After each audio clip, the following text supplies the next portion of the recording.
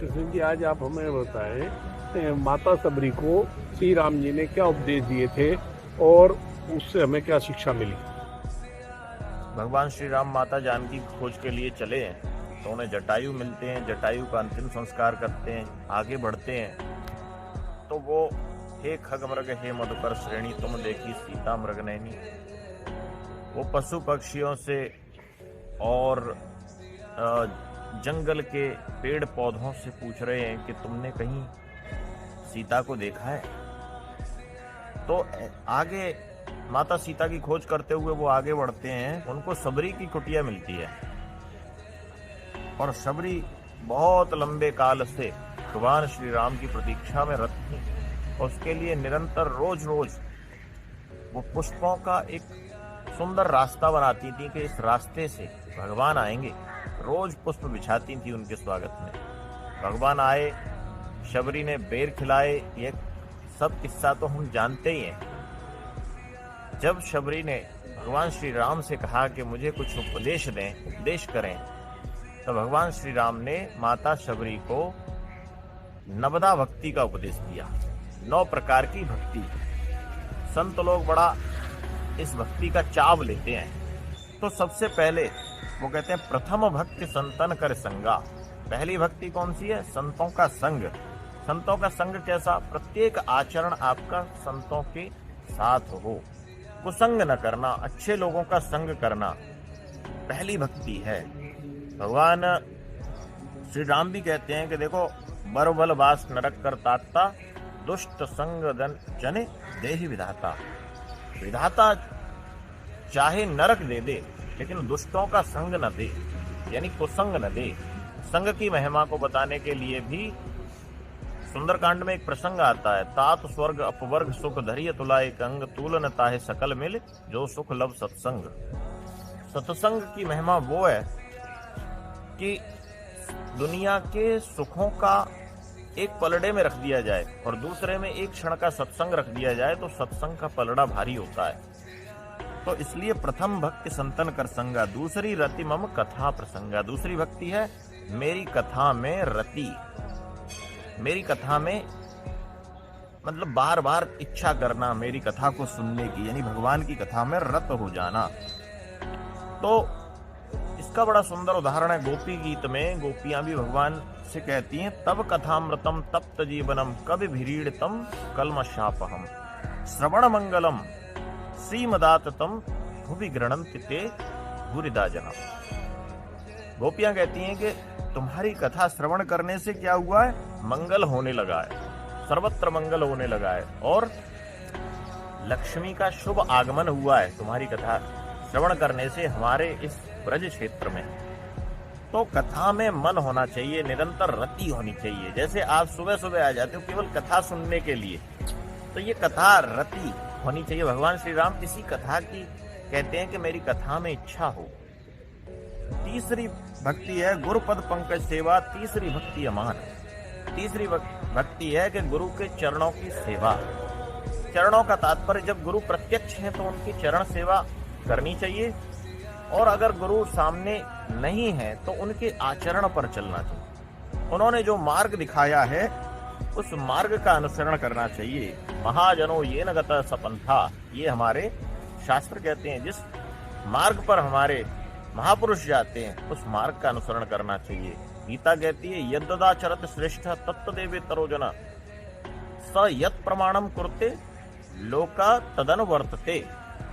यानी जो श्रेष्ठ पुरुष जो आचरण करते हैं लोक के लोग यानी संसार के लोग भी वही आचरण करें। तो ये तीसरी भक्ति है। चौथी भक्ति मम गुण गान करहि कपट तज गान। चौथी भक्ति मेरा गुण का गान, यानी भगवान के गुणों का गान कैसे हो? कपट छोड़कर। वाणी गुणानु कथरे श्रवणौ कथायाम, आपकी वाणी केवल भगवान के गुणों का गान करे और श्रवणौ कथायाम आपके कर्ण केवल भगवान की कथा को ही श्रवण करें। ऐसी भाव जिसके भीतर वह चौथी भक्ति का अनुसरण कर रहा है, केवल चापलूसी नहीं, केवल परमात्मा को रिझाने के लिए ही सारे गुणानुवाद होने चाहिए। जैसे मीराबाई कहती हैं जिन भेषा मारो सांवरो रीजे सो ही वेश धरूंगी। मुझे किसी दुनिया को नहीं दिखाना है, जिस वेश में मेरा सांवरा प्रसन्न होगा मैं वही वेश धरूंगी। पांचवी विभक्ति है मंत्र जाप मम दृढ़ विश्वासा, पंचम भजन जो वेद प्रकाशा। मेरे जाप में, मंत्र जाप में जिसका दृढ़ विश्वास होता है। मंत्र क्या है? मननात् त्रायते इति मंत्र। जो मनन करने से त्राण करता है, रक्षा करता है, उसे कहते हैं मंत्र।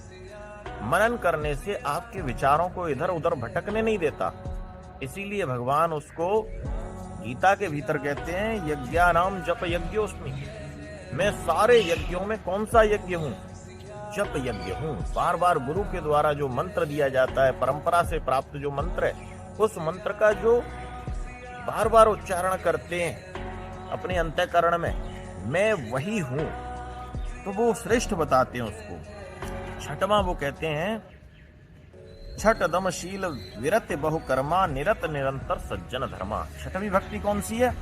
शील के साथ, शील यानी अपने आचरण को सुधारें, विरत विरक्त भाव से, अटैचमेंट नहीं, विरक्त भाव से अपने आचरण को सुधारें। सज्जन धर्मा, सज्जन का धर्म कौन सा है? सज्जन का धर्म वो है जो अपने हित के लिए नहीं सोचता, परहित के लिए सोचता है। परहित सरत सरसित धर्म नहीं भाई, पर पीड़ा सम नहीं अदमाई। व्यास जी कहते हैं कि अष्टादश पुराणेषु व्यासस्य वचनम द्वयम, परोपकाराय पुण्याय पापाय परपीड़नम। वो कहते हैं कि पुण्य क्या है? केवल और केवल परोपकार ही है पुण्य। तो ऐसे भाव से जो जीता है वो छठवीं भक्ति करता है। सातवीं भक्ति कौन सी है? सातम सब में मोहि जग देखा, सब में मेरा ही रूप देखता है जो, यानी जड़ चेतन जग जीव सब सकल राम में जान, सब में राम का प्रत्यक्ष दर्शन करता है। वासुदेव सर्वम, यानी समस्त, अगर वो कहता है कि समस्त में मेरे वासुदेव ही विद्यमान है, समस्त सकल सृष्टि में मेरे भगवान ही विद्यमान है, तो ये उसकी सातवीं भक्ति है। तुलसीदास जी और इसको व्याख्या करते हुए कहते हैं जड़ चेतन जग जीव सब सकल राम में जान, सिया राम में सब जग जान। वो कहते हैं समस्त संसार में सिया राम का ही प्रत्यक्ष दर्शन करो, चाहे अच्छा है बुरा है वो महत्वपूर्ण नहीं, सब में उस ईश तत्व का दर्शन करो। और ईशावास्य उपनिषद कहता है कि ईशावास्यमिदं सर्वम यत् किंचित जगत्याम जगत, जगत के कण कण में कौन है? मेरे राम हैं, हरि व्यापक सर्वत्र समाना। ये सातवीं भक्ति है जो सब में ईश्वर को देखता है, सब में भगवान को देखता है। तब वो भेद वाली स्थिति नहीं रहती, अभेद हो जाता है। मैं और तू दो नहीं होते, मैं और तू एक हो जाते हैं। तब ये भाव जब प्रकट होता है, इसको सातवीं भक्ति। आठम यथा लाभ संतोषा, सपने नहीं देखो पर दोषा। जो लाभ है, जो हानि है, उस सब में संतोषी रहना, आठवीं भक्ति। और दूसरे के दोष को नहीं देखना, यानी संतुष्ट है सततम योगी, कृतात्मा दृढ़ निश्चय, मय्यर्पित मनोबुद्धिर योमद भक्त समय प्रिय। ये भगवान ने गीता में कहा है, जो संतुष्ट है, सतत है, योगी है, दृढ़ निश्चयी है, ऐसा भक्त मुझे प्रिय है। योमद भक्त समय प्रिय है, तो ऐसा भक्त मुझे प्रिय है जो दूसरों में दोष नहीं देखता। और नवमी भक्ति क्या है कि नवम सरल सब सन छल हीना, मम भरोस ही हर्षन दीना।